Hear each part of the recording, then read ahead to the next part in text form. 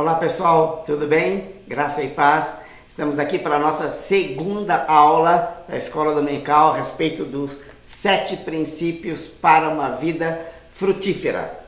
Na aula passada, nós falamos a respeito de 3 princípios: mordomia, responsabilidade e colheita. Hoje nós vamos falar sobre o princípio do autocontrole, da coragem e do amor. E a terceira e última aula será então sobre gratidão.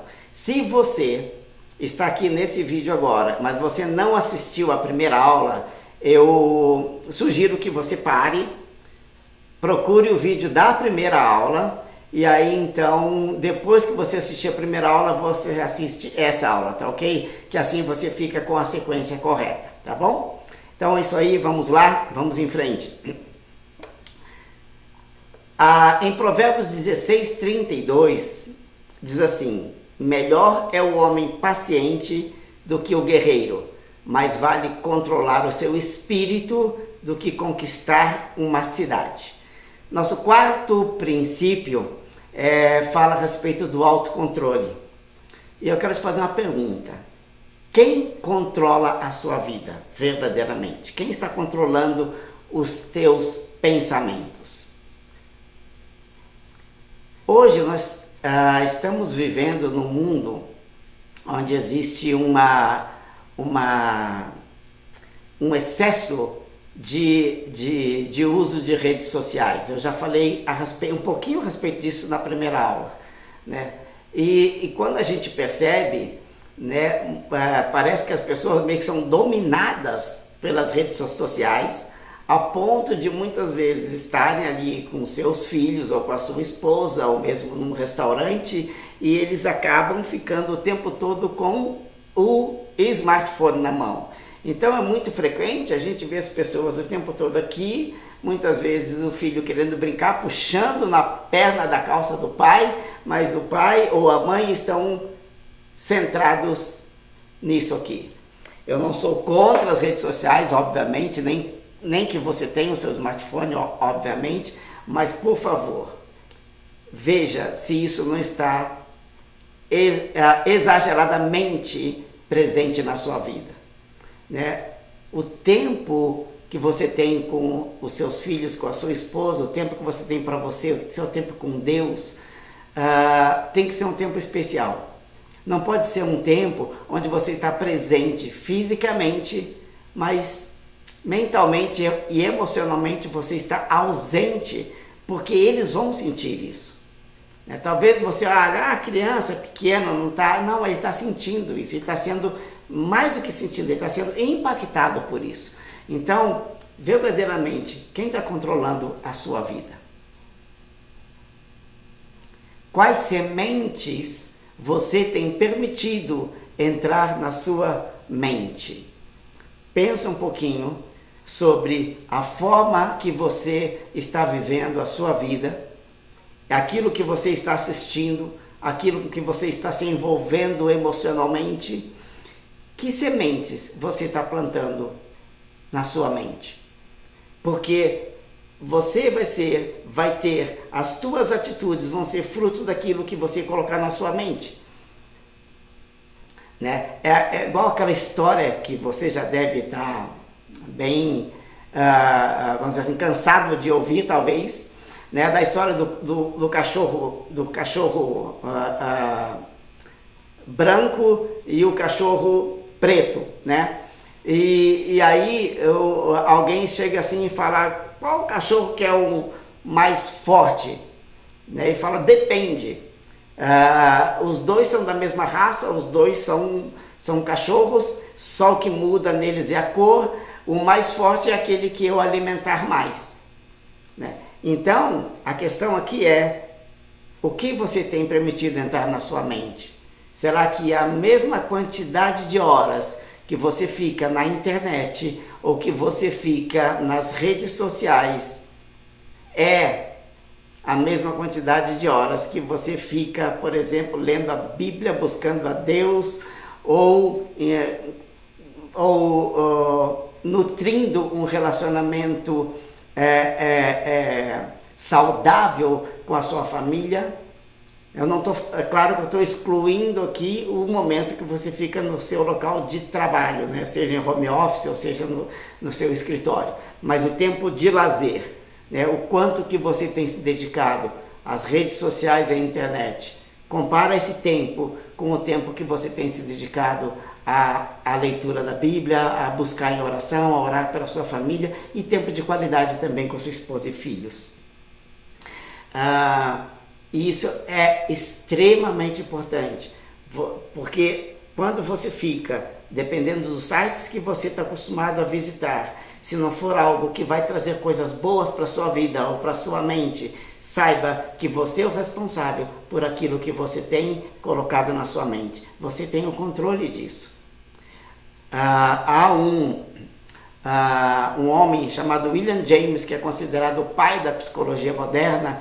Ele disse uma frase muito interessante. Ele falou: a maior descoberta da minha geração é que as pessoas podem mudar suas vidas, mudando suas mentes, ou mudando a sua maneira de pensar. O que determina o seu sucesso são as suas ações. E essas suas ações, elas são determinadas pelos seus pensamentos e sentimentos.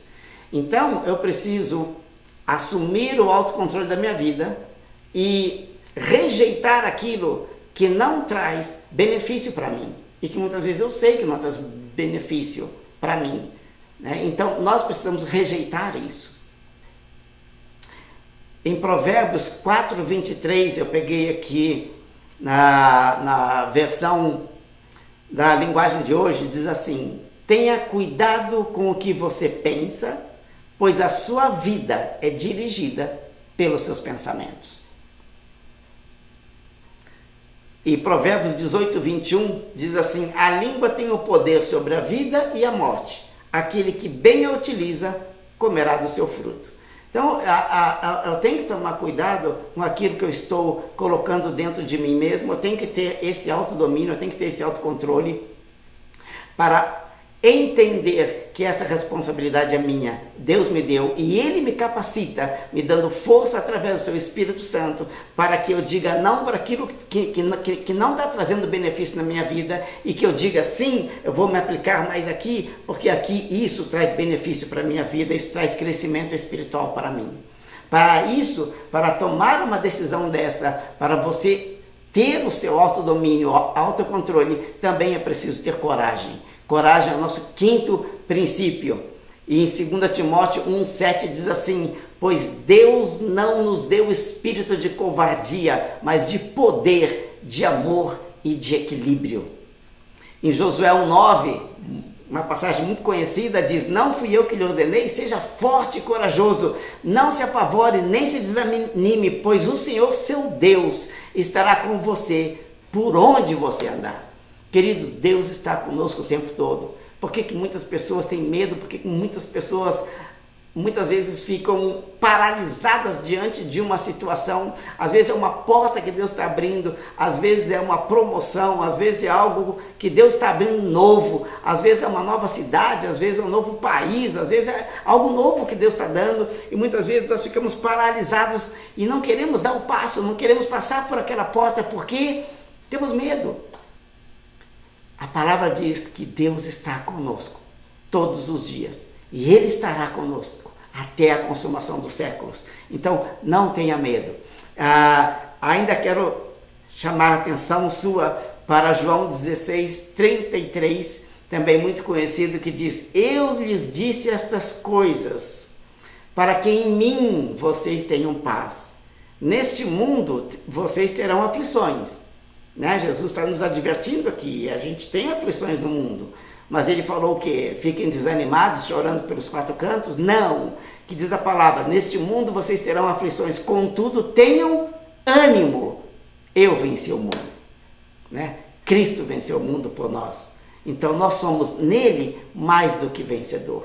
Quando a gente descobre essas coisas, e eu quero que você pegue depois esses versículos e estude um pouco mais a respeito deles. O sexto princípio que nós estamos falando aqui hoje é o princípio do amor. Em Marcos 12:30 diz assim: ame o Senhor, o seu Deus, de todo o seu coração, de toda a sua alma e de todo o seu entendimento e de todas as suas forças. E no versículo seguinte, o 31, diz assim: e o segundo é este. Então, o primeiro mandamento, ame o Senhor seu Deus, né? E o segundo é este: ame o seu próximo como a si mesmo. Aqui tem uma conjunção como, que diz o seguinte, eu quero chamar sua atenção aqui, porque a palavra está dizendo que eu devo amar o meu próximo como eu amo a mim mesmo. Ou seja, tanto quanto eu tenho que amar o meu próximo, tanto quanto eu amo a mim mesmo. A mesma proporção que eu me amo, eu tenho que amar o meu próximo. A mesma medida que eu me amo, eu tenho que amar o meu próximo. Com a mesma intensidade que eu me amo, eu tenho que amar o meu próximo. Agora a pergunta é a seguinte: você realmente se ama? O quanto você se ama? Porque você só vai conseguir amar o seu próximo da mesma forma que você se ama, se você realmente se amar. Porque se você não se amar, vai ser difícil você amar o próximo. Porque a palavra diz que eu tenho que amar o meu próximo como a mesma proporção que eu amo a mim. Né? E eu vejo algumas pessoas com dificuldade de autoestima, de amar a si mesmo, de entender seu propósito de vida. E por causa disso, elas são muito mais suscetíveis a não assumir a sua responsabilidade. Então ela diz que tudo que a afeta é por causa de outros. Né? Minha vida é assim por causa da minha esposa, minha vida é assim por causa dos meus filhos, minha vida é assim por causa do meu chefe, minha vida é assim por causa de um monte de coisa. Né? Então, se ela não se ama a si mesma, é difícil ter responsabilidade, é difícil aplicar o princípio da mordomia, porque ela sequer se vê amada muitas vezes por Deus. Né? E se ela realmente não se ama, como essa pessoa vai conseguir amar o próximo? Se alguém afirmar eu amo a Deus, mas odiar o seu irmão, é mentiroso, pois quem não ama seu irmão a quem vê, não pode amar a Deus a quem não vê. 1 João 4,20. Então, voltando um pouquinho na questão de eu me amar, né? É importante para que eu entenda isso. Será que eu estou me amando com a intensidade que Deus gostaria que eu me amasse? O que significa isso, Omar? Que agora eu tenho que ser egoísta, porque eu tenho que me amar a mim mesmo? Não, não é ser egoísta, é você amar a si mesmo, é você entender. Primeira coisa, isso é básico, Jesus Cristo te ama, Ele deu a sua vida por amor a você. Então, se Ele te ama, você também merece ser amado por si mesmo. Se eu me amo, eu vou procurar aquilo que edifica a minha vida. Se eu me amo, eu vou procurar seguir uma vida que realmente traga frutos para mim e para aqueles que vivem comigo, para a minha família. Se eu me amo, eu vou começar a orar com mais intensidade para que Deus me dê a direção, o direcionamento dele, a sabedoria que vem dele, para que eu possa fazer boas escolhas e assim colher aquilo que eu tenho plantado. Então, se eu me amo, eu começo a ter uma vida de mais intensidade com Deus, porque eu preciso conhecê-lo melhor, para que assim eu possa viver a minha vida da forma que o agrade, porque eu quero agradar a Deus, porque eu o amo e sei que ao agradar a Deus, eu também estou fazendo um bem para mim mesmo e para aqueles que me cercam. Então, em 1 João 4,20, vai um pouco mais em profundidade, né? Se eu amo a Deus, eu tenho que amar o meu irmão. E deixa eu falar uma coisa para você aqui. Aqueles que moram na sua casa também são seus irmãos. Sua esposa, seus filhos, são seus irmãos. Então, não dá para dizer que a gente ama a Deus, que a gente não vê com os olhos físicos, se a gente não ama os nossos irmãos. É isso que a palavra está dizendo.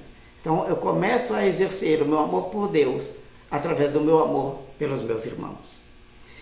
Em resumo, hoje nós falamos então princípio do autocontrole, princípio da coragem, princípio do amor. Nossa aula está terminando por aqui. Não perca a próxima aula nós vamos falar sobre gratidão e os efeitos da gratidão no nosso organismo, na nossa mentalidade e também o que a palavra fala a respeito de gratidão.